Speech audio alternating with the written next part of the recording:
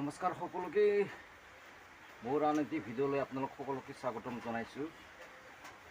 কি কৰি আছোঁ আপোনালোকে জানেনে? আজি কম খৰচত লোকেল গাহৰি দানা বনাই আছোঁ। তেন্তে চাওক আপোনালোকে মই কেনেদৰে বনাই আছোঁ।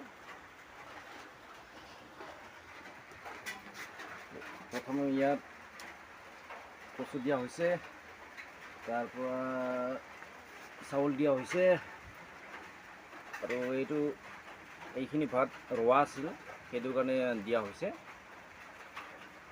আপোনালোকে ডাইৰেক্ট চাউলে দিব। ভাতটো এনে ৰোৱাৰ কাৰণেই দিছোঁ যেনিবা ভাতখিনি।